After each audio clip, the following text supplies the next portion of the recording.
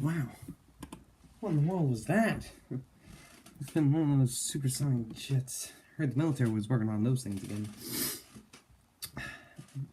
Sonic booms and the Doppler effect.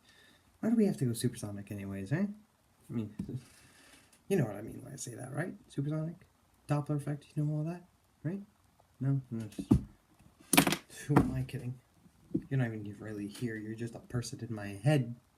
I'm not crazy, don't look at me like that. I see you, I am blind. Yeah, I got the time. I'll explain it to you, kiddo. I do have the time? I do have the time.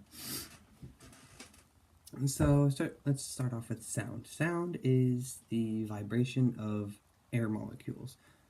So let's say that the source of the sound is my hand, and right next to it there's the air. So that as the sound, to create sound, this object has to move back and forth, and that moves air molecules, which then hit the air molecules next to them, and then next to them, and then next to them, and then that happens hundreds, thousands, millions of times until it reaches your ear, at which point it stops, and your eardrum picks up. Your eardrum is just like a thin membrane of skin that's surrounded by hairs and nerves, and then those hairs and nerves pick it up, and then you can hear things. You got that? Yeah. Anyway, so sonic booms. Sonic booms are loud, explosion-like sounds that occur when an object of any kind reaches the sound barrier. So 771 miles an hour, give or take a few. Fun fact, while everybody thinks that there's only one sonic boom, there are actually two sonic booms. One at the very tip of the airplane, one at the very back, while the air snaps right back into place. Now this has been around since the dawn of time, since we've had an atmosphere, since we've had air.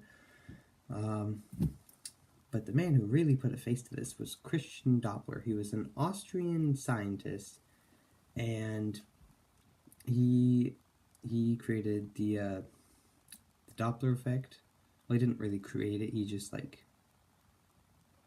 discovered it, and then he put a name.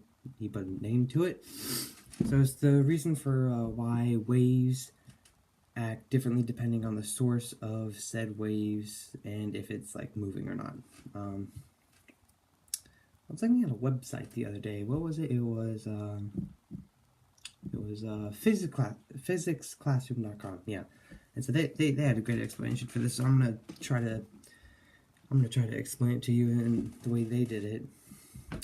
So say there's a bug in the middle of a lake, a very calm lake or a pond, or a puddle, whatever you fancy.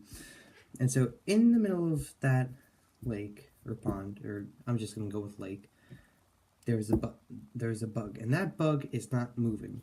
It's not moving at all, but it creates these tiny little vibrations with its legs or with its wings or with something, and that creates a ripple, and then that ripple is going to continue to get bigger and bigger and bigger, and so where you see the ripple, that's a wave.